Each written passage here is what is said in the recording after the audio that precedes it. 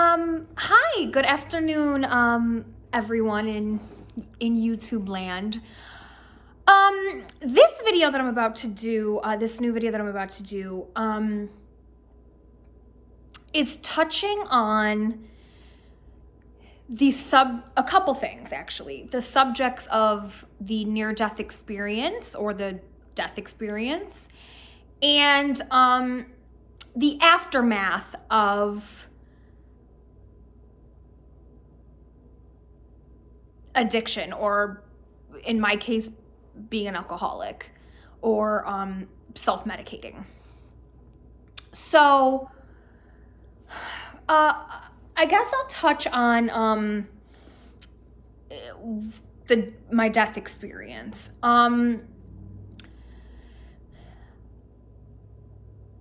For a while, once I was home and starting to recover, I had a lot of people ask me, what does it feel like? What does going into cardiac arrest feel like? And I don't really know if there's one specific feeling or emotion that happens when that happens.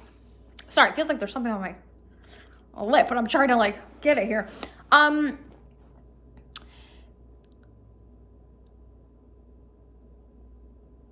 I will say, for me, now again, this is based on my experience and what I felt and what I witnessed. I can't speak for other people. I don't know if everyone's experience is different. I'm not sure how how that works.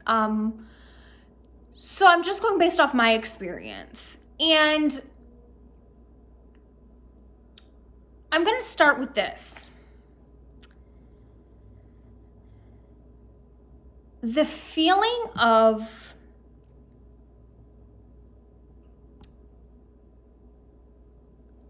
dying, let's just say what it is.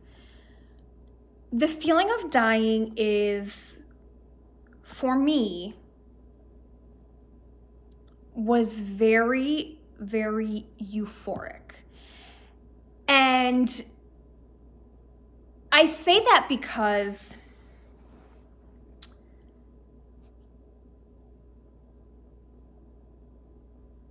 your spirit and your mind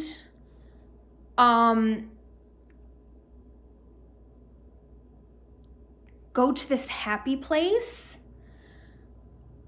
goes to this place of complete bliss and complete happiness and complete peace.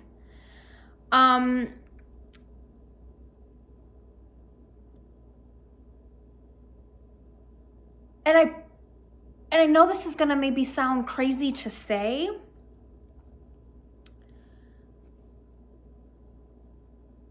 but this time around in this experience,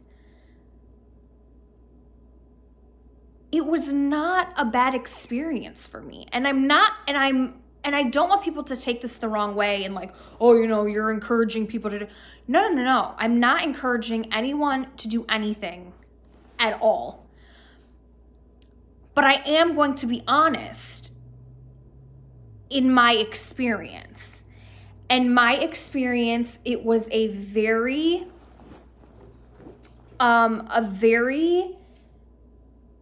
happy, euphoric place. It was, it's not, you don't just, you don't just go, you don't just all of a sudden your heart gives out and you see a God, and that's not really what it's like. It's more of, you see bright lights. For me, my experience, I saw bright lights. and I heard very peaceful music, like very just almost peaceful noises. I won't even say it was like music. It was just very calming. It was very, very calming for me. And if you believe in a higher power, whether it's God, whether it's Allah, whether it's whoever you believe in, whatever you believe in,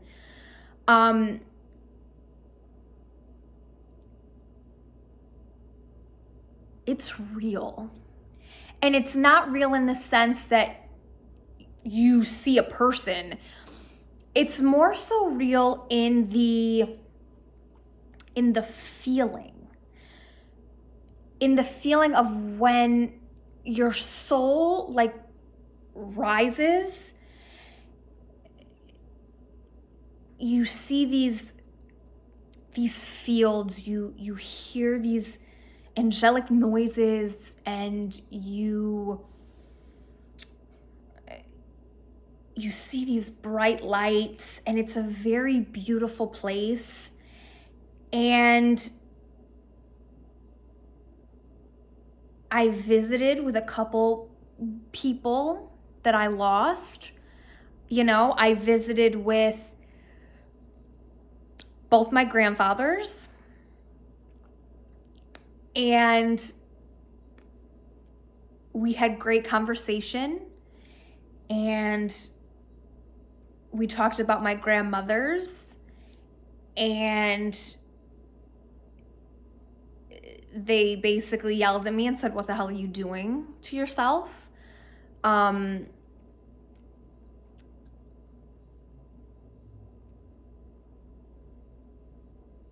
it was happy.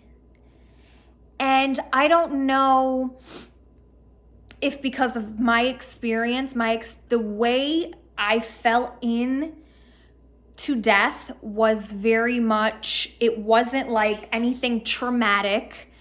As far as like, it wasn't like, you know, I didn't get shot. I didn't get into a car accident and break in half. I didn't fight cancer. It wasn't anything super traumatic.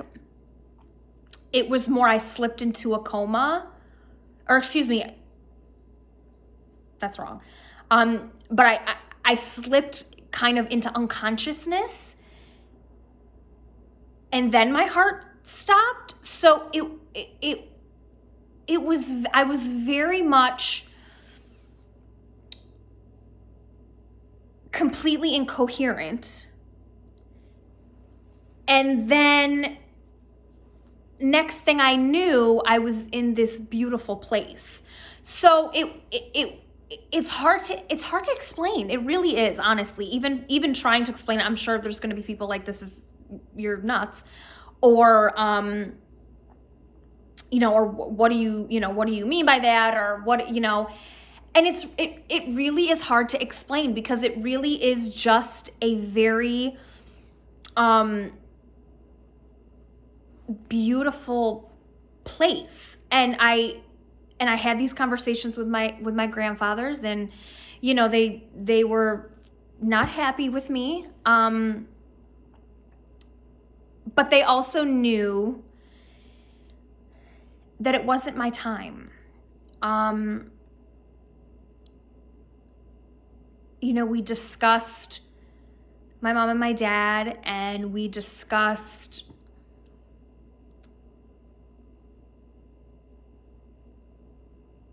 the fact that there's a lot more that I have to do, and that my time isn't up yet, and that my life is not over, and that when I get back to Earth, I better get my life together and figure it out. And as I've said before, I promised God that within giving me this second chance at life, that I would treat my mind, body, and soul and spirit with the utmost respect. And I promised that I would not mess this second chance up. I promised that I would not take this second chance for granted. And that I would work every day in spreading the word of addiction and depression and anxiety, and I, as far as I feel, I feel within myself that I've been doing that. And I think starting this channel and just sharing my story, and even, sharing it on social media, I'm hoping at some point, helps one person. I've said it before, is if I can help one person, then I think, I've already kind of shown my purpose. And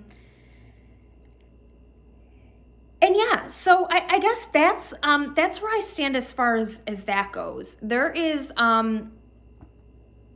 definitely an afterlife. For me, again, this was my experience. I can't speak for other people who had near-death experiences. I can't tell you how they felt, what they saw, what they did. I can just tell you from my experience, and from my experience, it was blissful. It was nothing but beauty and peace and calmness, and you all of a sudden just feel light and stress-free, and just it's such a beautiful experience. That transition from alive to dead is, while on the earth side looks sad and painful and scary and all of these negative things, that I promise on the other side, if anyone has lost anybody that's watching this, I promise on the other side, know how happy and how content they are. And I promise they are watching. When I spoke with my grandfathers, they knew why I was there. They knew what I was doing. They watched what I was doing. And to be honest, I feel like a part of me is still alive because of both of my grandfathers. I think they, along with God, had a part in allowing my body to become unresponsive, because I think they realized at that point the only way I would end up giving in and getting help would be becoming unresponsive, being completely unconscious and unaware of what's happening, and getting me to the ER. I think God and my grandfathers knew the only way I would get out of this, the only way I would ask for help, would be if they knocked my ass out and the ambulance had to come and take me to the hospital. And I think they knew that, and I think that's why they made my parents come in the room that day. That's why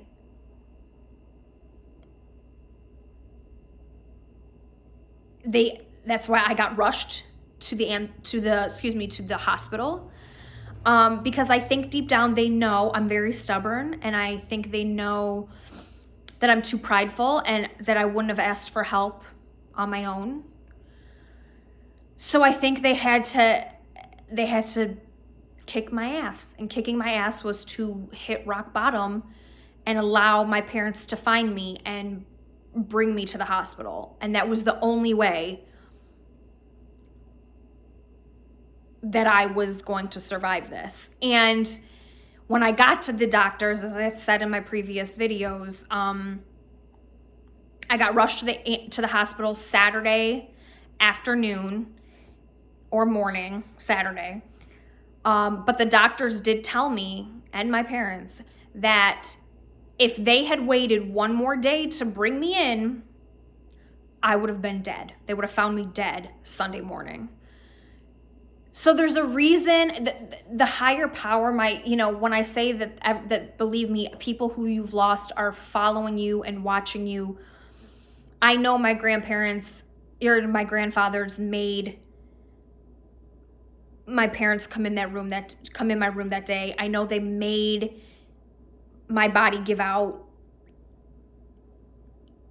so I could be here today, because they knew I would not have asked for help on my own. And they pushed my body to its last limit and got me to the hospital ASAP. And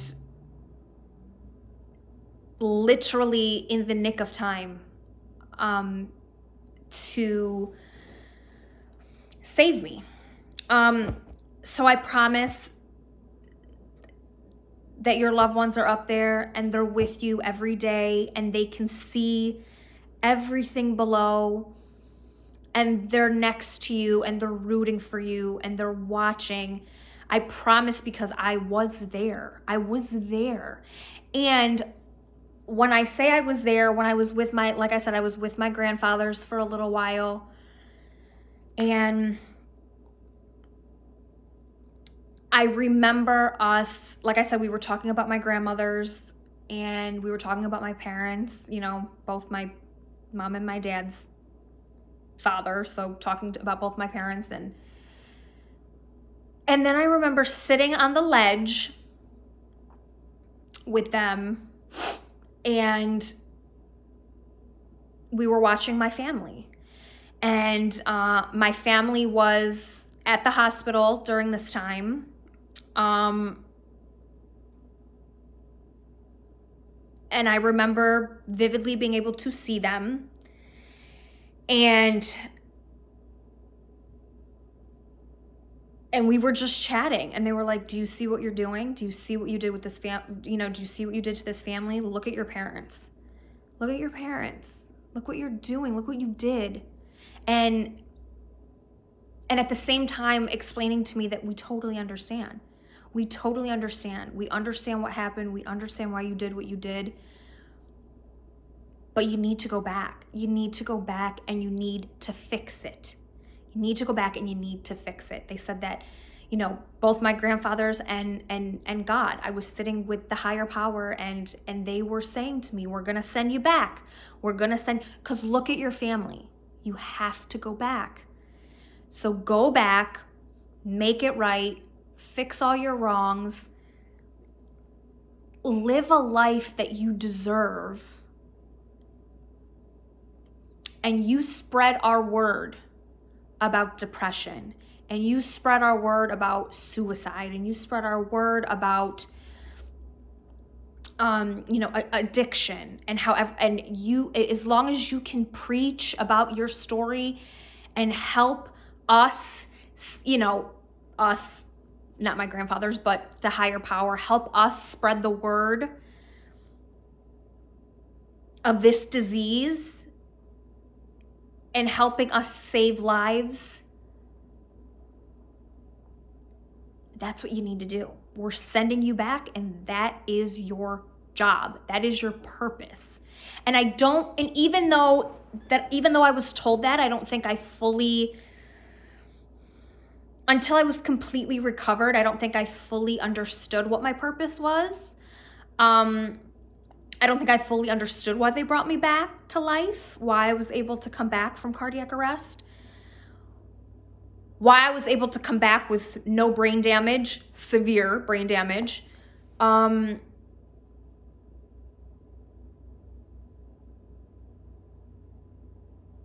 why all my failed organs were able to function again to a decent capacity.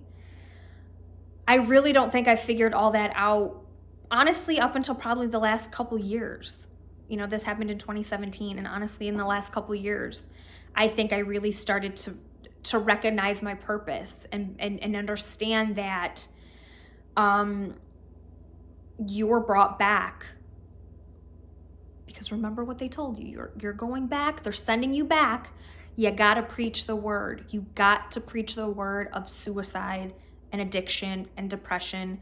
You got to let people know to get on medication and that it's okay. It's okay to get help. It's okay to talk to somebody. It's okay to ask questions. It's okay to go to rehab. It's okay.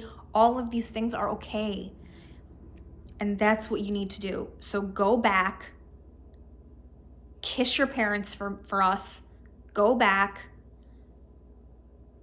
Make your life right with the people that matter. Let people know what addiction can do to them, and let them know there is always time. And that is why I'm here. I had that conversation. I was able to sit with them and look at my family from above and see how much hurt and pain they were in, because my body was just laying there and I was not, coherent. I was dead, and I could see everybody. And I talked with my grandfathers, and I talked with the main man, and while it was a very short, maybe 8 minutes of time that I was in cardiac arrest, those 8 minutes gathered a lot of conversation and a lot of time with people that I needed to see, like my grandfathers. Both my grandfathers, 2 strong Italian men who worked super hard to provide for their families and, give my parents, the best life. And me putting them through this would not be ideal in their story. You know what I mean? In their story for my parents, it was not, let them lose a child. Like, that was not in their dreams for their kids, So they sent me back. And when I came back to, I immediately slipped into a 2-week coma by myself. It was not medically induced, which I've also talked about in a previous video. My body just gave out. It came, my heart came back and started pumping again. But my body was still dead. In every sense of the word. I mean, every organ was still effed up. None of my organs were working but my heart at that time. So until they gave me an extreme amount of medication to help bring back all my organs and to help clean my blood and clean the toxins that were sitting in my body, and recycling, or actually refilling all the liquid that I lost in my body. I was so severely dehydrated, that my body couldn't function. And so until they replenished me with medicine and fluids and a lot of water and fluids, I was in that coma. But in that coma, which I will talk about, we're already at 25 minutes. So I will do the aftermath of addiction in a different video, because I don't want this to be an hour long. But I do want to touch base really quick on the coma aspect of it, because I have had people ask me what it's like to be in a coma as well. And I was in a coma for 2 weeks.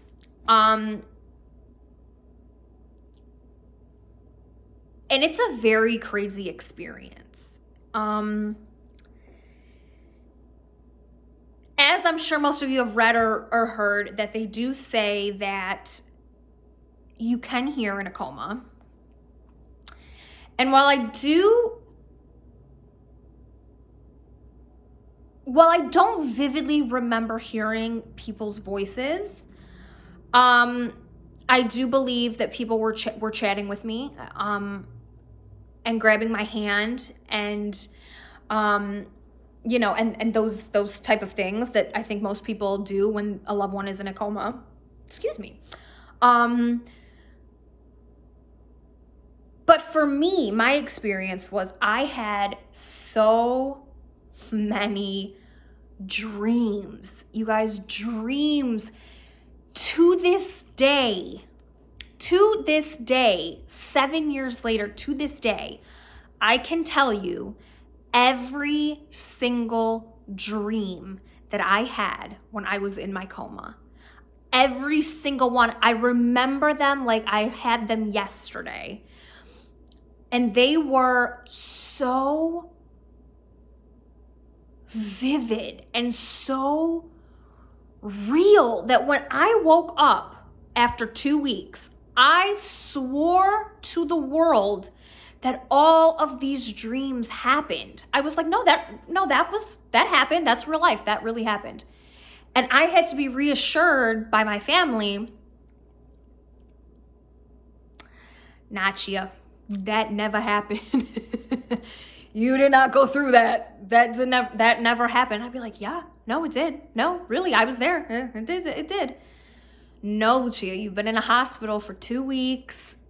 Those things did not happen. You've been in a coma for 2 weeks. You've been in a hospital for 2 weeks. Like, no, those things did not happen. But for me, they were so real. Like, I can't even tell you how real. Like, I felt like I was literally in these dreams, like, for real. And I know sometimes we forget dreams. Like, some people don't remember them at all. And I know some people, like, you wake up and you forget in an hour, or you forget the next day. It's been 7 years and I remember every single dream. And this is 2 weeks worth of dreams. And I remember every dream that I had. And there was some pretty crazy, weird, just things that you're just like, why would you even dream? Like, where does that come from? Things that are just so crazy. And I still to this day remember them. I don't remember hearing people's voices. I don't remember, I feel like I don't remember people holding my hands, but I feel like I remember touches, like subtle touches.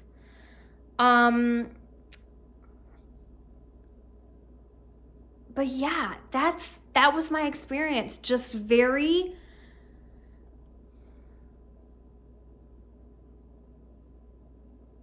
imaginative, just because obviously you're having these dreams and you 1,000,000% feel like they are real. Like, you just swear all of these things happened, but then you go, but these dreams had to come from somewhere. Like, where did I get these ideas from? Like, this has to be, they have to have come from somewhere. So you just wonder, when you're out like that, where you're out like that and your brain is not really functioning. Nothing in your body is really functioning. You know what I mean? You're in this coma. Your brain's not really working. There's a bunch of things that aren't really, and you just wonder, like, where did these ideas to even come up with these dreams come from? And it's crazy because you think about these things, and the fact that I don't remember my dream from last week, but I remember my dream from 7 years ago, and every single dream is insane to me. It's insane to me. I don't know if when you slip into comas, if those dreams somehow end up in some part of your brain and just end up staying there, or because it was a traumatic moment, your brain stores these funny or happier dreams or things that you were, you know, going through or doing. But I thought I was there. I thought these things for real happened to me. And I would have told you tooth and nail when I woke up, whatever, that's real. I was there. I saw it. And people would be like, no, you've been in a hospital bed for 2 weeks. Chia, you were not in Brooklyn. You were not at the housewives mansion having parties. You were not swimming. Like, things that I was saying. Like, I literally, like, I'm not going to go through every dream that I had because I had so many in those 2 weeks. And I potentially could do a video on just the dreams that I had in my coma.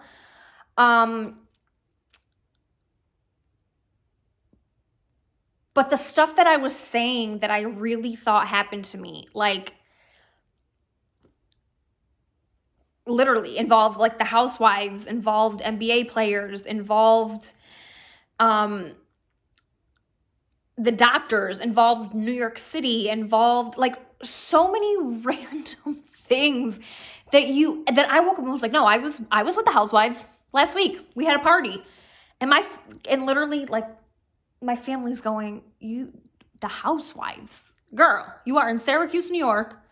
You live, you know, in Liverpool. You have not met any of the housewives. And I just was so adamant that it happened. It's insane the things your brain and your mind can come up with, and the way they can control your, you know, the way your brain and your mind can control you is just, it's insane. It's a really crazy experience. And I'm so lucky and grateful that I could be alive to share it and to talk about it. And I can definitely do more videos like this. I can definitely, like I said, I can definitely do a video where I can tell you all of my stories, all the dreams that I had that I swore up and down were real when I was in my coma. I will definitely make in my next video, I will talk about the aftermath of addiction. Because while I think many people think, oh, you know, per my prior videos, you've done, you know, you went into cardiac arrest, you did this coma, now you're wonderful and fine and life is great. And while I am doing well, while my life is great, while I am a very lucky person, I do also have some lingering issues from the drinking. And unfortunately, those will never go away, I don't think. Some might be able to, and some might not. I'm just not really sure. But I would love to share the things I'm dealing with now after recovering, and in, I guess, the long-term side effects of addiction, whether it's pills, whether it's drinking, whether it's hardcore drugs. Just because you get clean and can live an amazing, beautiful life, which I am doing, I am doing it still with side effects from what happened, from what I did to myself. So I think it's important to know that it's not just, oh, you survive the addiction and you survive getting sick and, oh, you're done. No. I still have a long-term side effects that I'm stuck with, at least for now. But now this is 7 years later. So I didn't just like, I went to cardiac arrest, I had my coma, you know, in 2017, and then I recovered and I went home and I'm good. Like, no. It's 7 years later and I'm still dealing with things from when I got sick, from being an alcoholic, from drinking, from self-medicating, however you want to say it, whatever you want to call it. So don't just think it stops.